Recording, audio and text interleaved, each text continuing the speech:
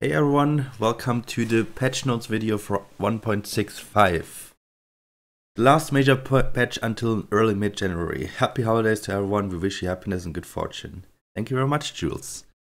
And now the new features, post-game graphs. Well, graphs to show you that you got the highest worker count, or that your team had a gold advantage and lost, and that your team had a gold disadvantage and won. This kind of stuff is pretty interesting to see sometimes, because sometimes you are behind early on and then you come back, and this helps you show better where you did wrong stuff, and where you turned it around, maybe with some smart call where the enemy was weak. So this is very helpful. Also, worker count kind of lets you at least compare a little bit how you were in comparison to your team. But yeah, I mean, I like it. I really like having that. So matchmaking. Fix the major, okay, well, that's mostly bug. Improve matchmaking algorithm. Well, for very high, very low rate players to wait in queue for more than 10 minutes. To make it less likely, okay. Okay, yeah. We'll see how that works out. I personally don't have too long queues, but yeah, I'm not too high rated. But I know some people that are very high rated and that also like to duo or triple queue, that they tend to wait pretty long. Party list, big swagger. Yeah, okay. This was if you just reset your game, you often show the 0 party rating. Then your average party rating was kinda smaller than it should have been. Fix the bug where you couldn't go back to menu. Logs are now automatically zipped for easier uploading to forums. That's good. That's really good, because you usually always had to zip them because they're in HTML, or the other logs are just too big. So this is probably much easier now. Reconnecting, colorblind mode. Oh yeah, they added alternate color palette, so we're probably gonna check it out. I'm not colorblind, so I'm probably not going to use it, but I know a lot of people use colorblind mode in other games, even though they're not colorblind. So maybe other colors fit us better, but well, I'm just gonna see it for myself, and I'm most likely gonna keep it the way it is. Game updates, pathing and targeting. Ranged units are less likely to run forward. Yeah, this is nothing new. I think I read this in every single patch, but yeah, they're currently trying to kind of revamp some earlier patches where it was working a little bit better. But I think the main problem is that so many people spam harbingers, and there's simply too many units that have to do like commands and have like queues and everything. So especially in late game, when there's multiple people with harbingers, it is just very hard to fix because it's so many units. Range units may still be slow to acquire targets, but at least they should suicide less. We'll continue working on pathing and targeting after the holidays. Yeah, this is their main concern, by the way. This is where they mostly work on right now.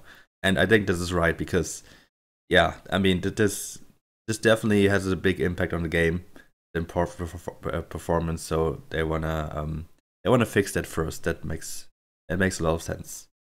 Masterminds, fix the bug where you would get duplicate files to choose from. I've never had that, but okay. Fix the bug where the chance to get certain tiers of fighters wasn't quite correct. Well, I mean, hard to really see if that was not correct, but so far I've mostly gotten a good mix. Smarter bots, smarter bot building towers for levers, more reluctant to deploy cheaper towers after wave 10. Okay. Slightly improved positioning in some cases. Now smarter about placing gargoyles, previous and banner bunks in front, 9 meters further back. Oh yeah, so that they know, okay, this unit is a full tank unit, it belongs in front, and this unit is a melee unit, but it belongs in the back.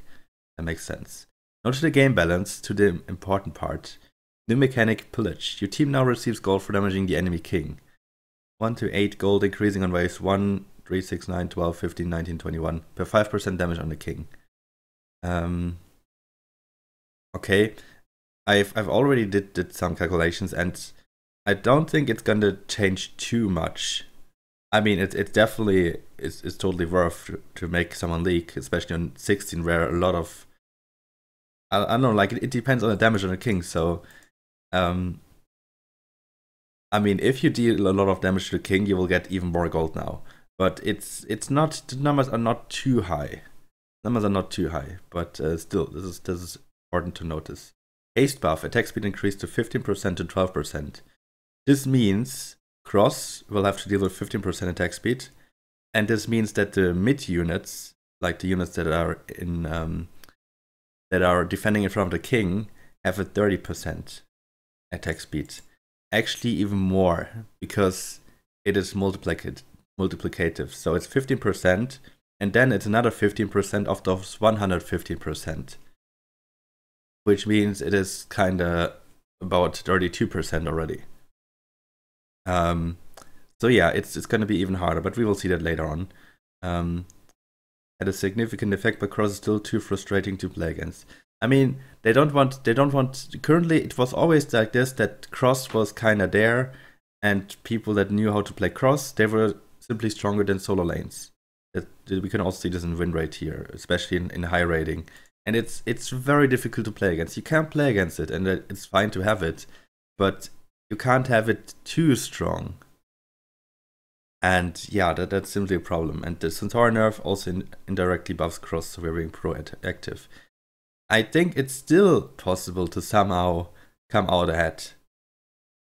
If you know how Cross works, you can still find these opportunities. But for low elo players, I guess it's gonna be extremely hard to play Cross. I totally agree with that. So it's hard to balance it for low and high elo at the same time, because low elo players got a lot of problem with this attack speed buff, and high elo players, well, they know where Cross is strong and how they can use it. Okay, King. Judgment cooldown decreases from 17 seconds to 15, and the max health damage increased from 2% to 3%. This is mostly to counter this, because the creeps got way more attack speed, so all ints can be defended easier.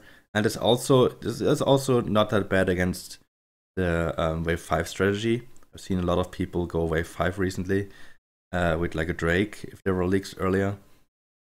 Well, I mean, yeah, this definitely helps. Also helps with the Ghost Knight with the percentage damage. That is pretty good. Okay, Forsaken. Harbinger, health decreased, damage decreased. Just some small numbers, but this has some impact. 20 HP is actually, that's a lot. Growth Consort, health decreased, 780 to 770. Well, this is a nerf again, and I already thought that Consort is squishy before, but you will see why this is actually not that bad. Ranger health increased, Daphne health increased. Here we go, White Mane. Council now affects all units, not just Antlers and White Mane. Damage reduction changed to from 25% to 5 plus 15%. This means White Mane will now give an armor boost to all the other creeps that are close to them.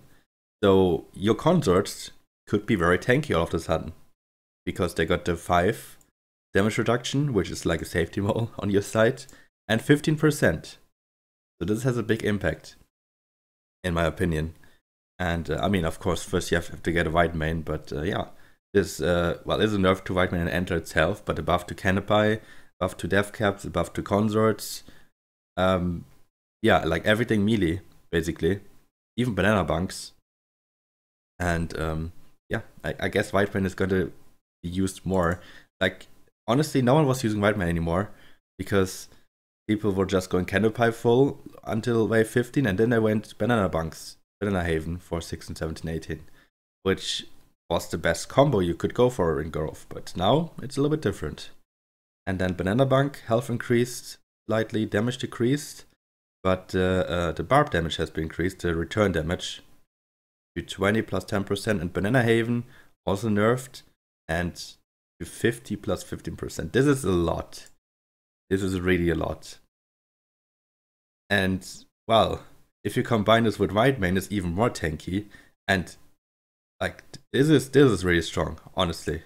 This is really very strong. So it's a full tank now. Like, it doesn't really deal any damage, but if it deals the return damage, it deals a lot of damage, and this is great. It's really like I've already seen some people who wanted to play Banana Bank level 2 by just leaking in level 1, which is probably not even that bad. But you feed the enemy a lot of gold. That's the problem mostly. Okay, now the next interesting change. Leviathan. Damage decreased from 132 to 120, but the damage aura changed from 15% to 5 plus 10%. This is great for so many combos. This benefits Leviathan Peewee. This benefits Leviathan Tempest a lot more than it did before. Leviathan Gargoyle is now definitely possible. Leviathan Consort is stronger. Leviathan Buzz is stronger. Leviathan Canopy is actually slightly weaker, but only slightly. And what other unit did I miss? Windhawks are stronger now with this. Violets are kinda unchanged, but this allows for way more Leviathan with small unit combos, which again means that there are more units in late game probably. But very interesting change, and I think this is definitely at least helping mech a lot. Everyone says, oh yeah, big mastermind buff again, blah blah blah. But honestly, Peewees getting 5 flat bonus damage, or like the Tempest getting 5 bonus damage and then the 10%, that is really not bad.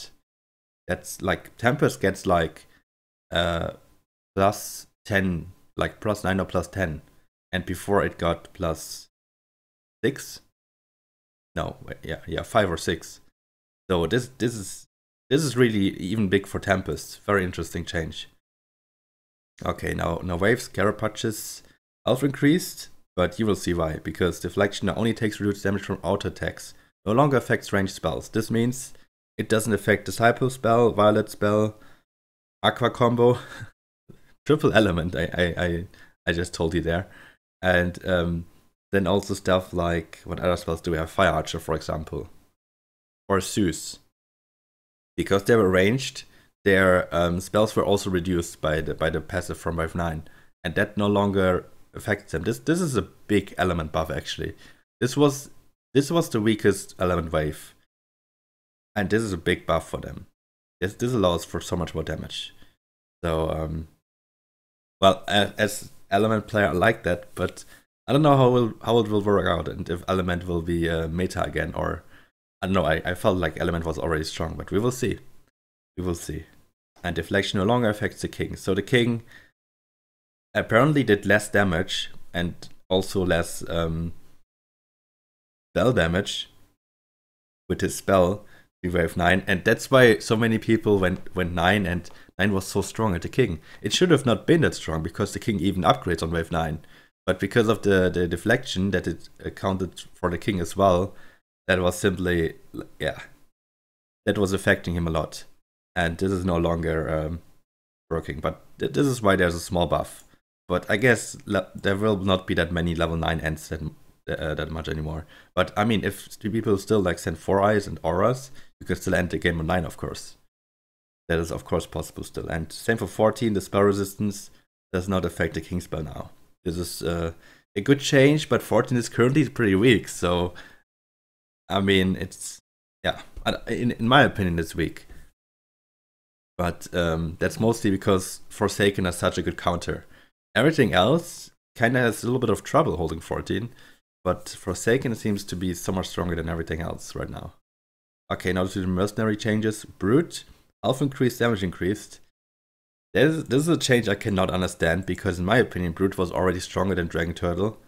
I mean, Brute has 2 DPS less than Dragon Turtle. I understand that it's melee, but it has a stun chance. And that is, in my opinion, much stronger than what the Dragon Turtle can offer. So even versus nature units, I often went Brute over Dragon Turtle. And yeah, this is not really, I don't really understand that, but we will see. I guess we will see more Brutes now. And then Centaur, damage decreased slightly again, now has better pathing. It's still strong, it's still such a good mass counter, and it just depends where the Centaur attacks. And this better pathing will probably change that now, because often Centaur was on the side somewhere flanking, and he's supposed to be somewhere in the middle, hitting as many units as possible. And this was not always the case. Okay, so Kraken, damage increased. from 250 to 55 has better pathing, also so that it I guess stays in front and absorbs all the spells and everything. And the spell resistance from the Kraken no longer affects the King as well. Well, yeah, I mean, this was probably not the biggest case because Kraken is pretty tanky and yeah, the spell, the AoE spell didn't really do that much to it anyway. But important to know. And with the King changes, I don't think that the wave numbers change a lot. I think the wave that they will still mostly there will still be people that go wave 9. There will still be people that go 12, 15. I mean, this probably means that even less people go 16 because the spell got nerfed. Yeah, 16 is really, like, I would love 16 to be a little bit stronger, to be honest. I think that would be good. But 16 is a mass wave, so I don't know how to balance. Yeah, I don't think too many changes. A lot of unit changes, but I don't think there will be a lot of wave changes on when people go, or like which wave they go for. Maybe even less people go 14 now because of this, but we will see. Maybe people will not worry that much about 14, and then all of a sudden people will go 14 again. We will see. Anyway, I hope you guys like this, a small overview over the recent patch. And yeah, thanks for watching, and now I'm gonna play some games. See ya.